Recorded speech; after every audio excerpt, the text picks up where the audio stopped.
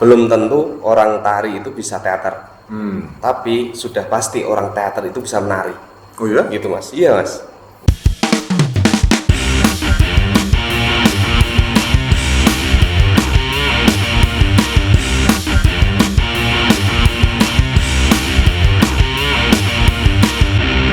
Oh, oke. Jadi ya tahulah gimana. Iya.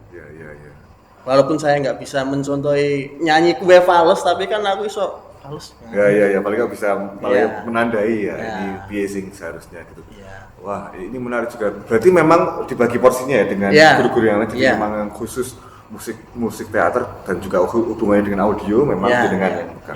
Iya. Wah, menarik juga ini. Iya. Nah, kalau Mas Tarjo sendiri Iya. itu full yang megang seni budaya khususnya teater itu jenengan atau sama seperti Mas Rohmat ada share sama guru yang lain? Kalau seni budaya di sekolahan full. Oh, full. Jadi 2 jam, cuma 4, sementara ini baru 4 kelas. Jadi hanya 2 jam, tapi juga ada beban tambahan lagi selain ngajar seni budaya. Kayak ada nasionalisme, terus juga ada kewirausahaan itu. Tapi secara garis besarnya juga nasionalisme terus kewirausahaan juga masih menyangkut produk budaya juga sih sebenarnya. Gitu. Nah, oke. Ini menarik juga. Kalau aku melihat bagaimana kemudian Mas Tarjo ataupun Mas Roma tetap bisa menemukan jalan untuk mempelajari teater walaupun mungkin tidak benar-benar ya, kalau kayak Mas Roma sendiri memang ya tidak, mungkin belum berani untuk sepenuhnya menjadi seperti teatrawan pada umumnya, paling nggak seperti Pak Karyono yang memang mungkin bisa nyutradarai, bisa acting dan melatih olah tubuh dan sebagainya. Nah, terus kira-kira jenengan sebagai orang yang pernah mempelajari disiplin di luar teater khususnya seperti musik dan tari, begitu bertemu dengan teater itu bagaimana perspektifnya? Kalau seperti Mas Tarjo mungkin sebelumnya udah tahu ya. Tapi kan waktu itu ketika kuliah tari memang harus istilahnya beranjak sejenak dari teater untuk menyelami tari, kemudian kembali lagi ke teater. Itu ada temuan apa? Kalau temuan lebih ke rekanan sih. Jadi antara satu daerah dengan daerah lain pasti punya kebiasaan yang berbeda, punya habit yang berbeda. Jadi di situ saya mempelajari ternyata ketemu dengan orang ini harus bagaimana penyikapannya, terus ketemu orang lain juga bagaimana. Jadi kalau secara dapat pengalamannya luar biasa. Tapi kalau setelah kembali ke Wonogiri di situ ikut kelompok di sana. Jadi ada satu namanya kelompok Jangleng itu itu sampai saat ini masih aktif untuk berteater. Itu memang komunitas teater ya? Komunitas teater atau sanggar atau apa? Komunitas. Jadi di situ di Wonogiri Timur Slogoimo sekitarannya itu ada komunitas Jangleng, itu isinya ya guru-guru, terus ada juga kayak semacam orang di luar guru kayak petani dan lain sebagainya, itu masih aktif untuk kita proses gitu. Oke. Wah, menarik juga ya. Nah, terus mungkin nanti sebelum ke Mas Rahmat juga dengan pengalaman jenengan selain memang tadi jejaring ya. Kira-kira ada temuan apa sih Mas dari jenengan yang tadinya mendalami tari kemudian bertemu dengan teater, itu apakah itu ada sangkut paut atau saling mendukung atau mungkin alam yang sama sekali berbeda? Kalau dari segi disiplin ilmu pasti berbeda, soalnya kalau di Solo tarinya kan memang tradisi. Kalau di teater kan bisa kemana aja, dan basicnya kan walaupun sama-sama gerak, tapi kalau di tari kan memang gerak yang disusun lah istilahnya begitu. Kalau teater lebih ke kita bagaimana mengekspresikan diri melalui dialog, terus juga melalui gerak, jadi lebih kayak semacam menghilangkan patokan-patokan yang harus ditari itu harus seperti ini, harus seperti ini gitu. Walaupun di teater juga ada kayak semacam sisi yang itu harus menampilkan tari, tapi kan kalau di teater lebih fleksibel lah, nggak seperti di tari gitu. Walaupun sebenarnya secara disiplin tari dan teater sebenarnya bisa saling meminjam ya, kayak pola lantai, arah hadap, levelitas, komposisi itu sebenarnya juga sama-sama ada ya. Nah, kalau Mas Rohmat, gimana Mas? Bermusik Joan harus mengajar teater tuh. Tadi jenengan sudah ngomong juga bahwa aku ambil wilayah di musikalitas teaternya aja lah. Nah itu pribadi Mas. Oke, korelasinya banyak ya Mas. Nek saya loh pribadi aja. Ya emang kelihatannya kayak beda alam. Ya, iya. Kayak air asin, air tawar. Tapi kan podo-podo banyu. Betul, betul. Tengahnya air payau. Wah, tadi pendungeng. Gini. Serius. Oke. Gini. Musik yang biasa saya mainkan kan selalu berhitung kalau musik itu. Nanti ada hitungannya 1 sampai 4, 1 sampai 8, bla bla bla lah. Nah, langsung kasus saja kalau di teater itu kadang-kadang anak-anaknya itu nggak peka sama hitungan. Kadang-kadang loh ya, maksudnya soalnya kejadian ini waktu itu mau pentas triwulanan namanya. Jadi tiap 3 bulan sekali anak-anak SMK itu ada pentas. Nah, kebetulan pantomim kan diem. Ya. Nah, latihannya pas Mas.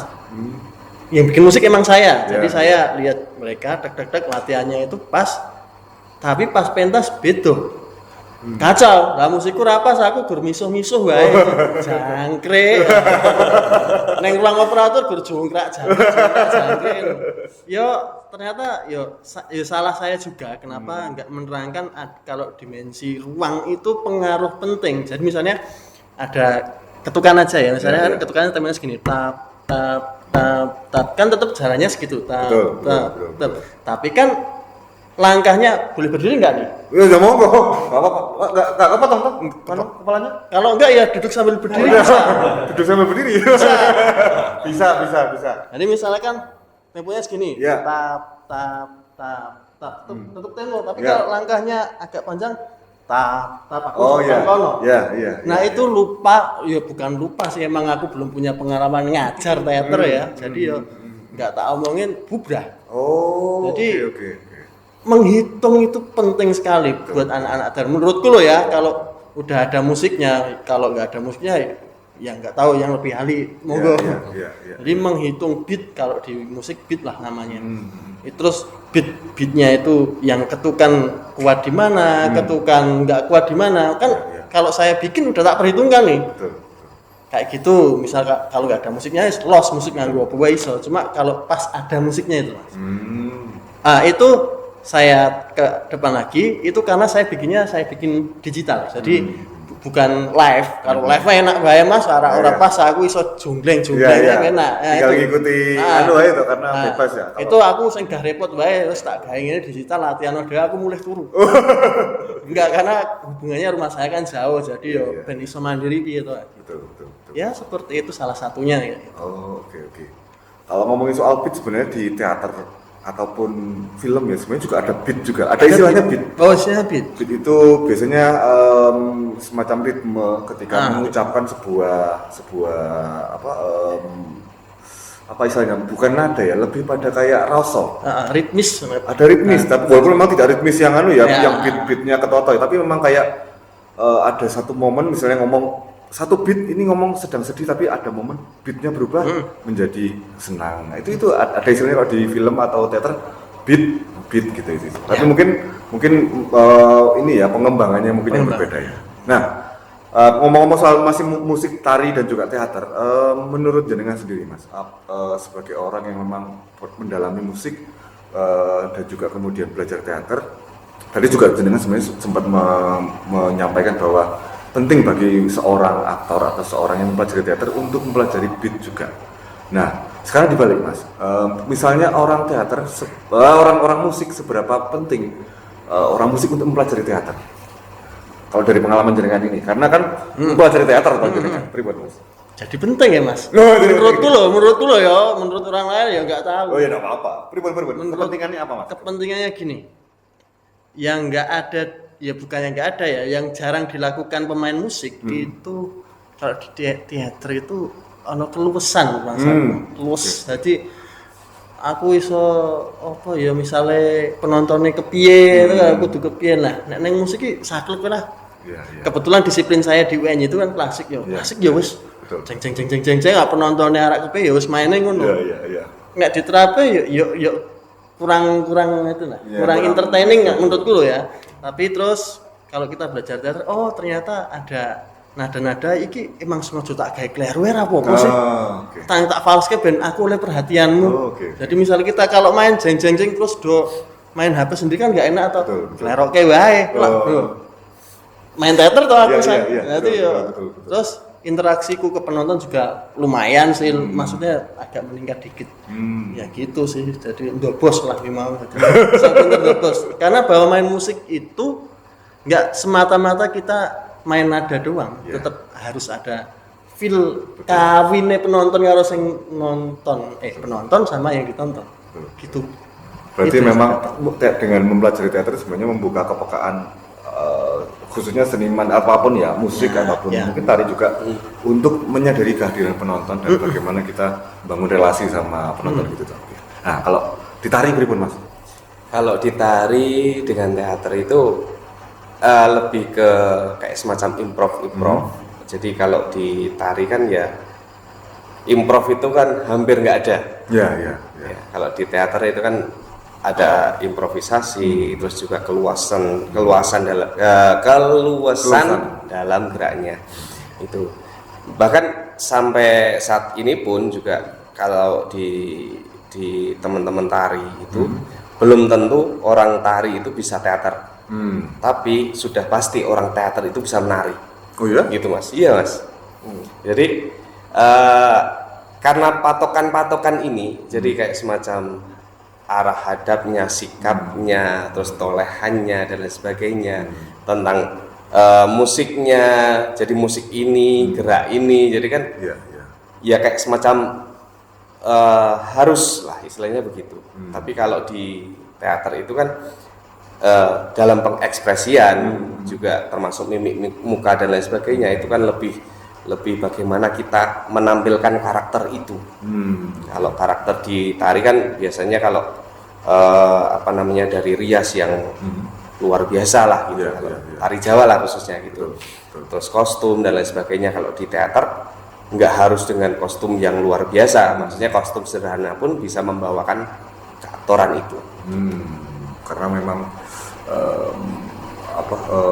yang memang ditawarkan oleh dari teater kan memang dari tubuh dan juga ekspresi gitu. Jadi ini kan tidak harus ribet dengan itu ya, segala itu pun sudah bisa menghadirkan sesuatu. Oke, Mas Rahmat dan juga Mas Tarjo, terima kasih atas berbagi pengetahuannya, berbagi pengalamannya. Menarik juga ternyata bahwa seringkali kita terlalu mengkotak-kotakkan ya disiplin ilmu. Kamu anak tari, kamu anak teater, kamu anak musik, kamu anak seni rupa dan sebagainya. Padahal kalau diambil garis, sebenarnya seni itu semuanya ya basicnya sama, rasa gitu ya, kemanusiaan, manusia, dan juga memahami ada orang lain, kehadiran orang lain. Kalau di konteksnya Mas Rahmat tadi adalah menyadari kehadiran penonton gitu. Nah, begitu teman-teman, semoga obrolan hari ini bermanfaat, atau gak bermanfaat pun ya saya kembalikan lagi ke teman-teman.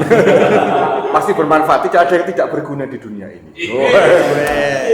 Ini isi sawah soalnya gitu, jadi nuansa Ramadannya masih kental. Oke, terima kasih sekali lagi, terima kasih Mas Rahmat, Mas Tarjo. Kita jumpa lagi di episode selanjutnya. Salam.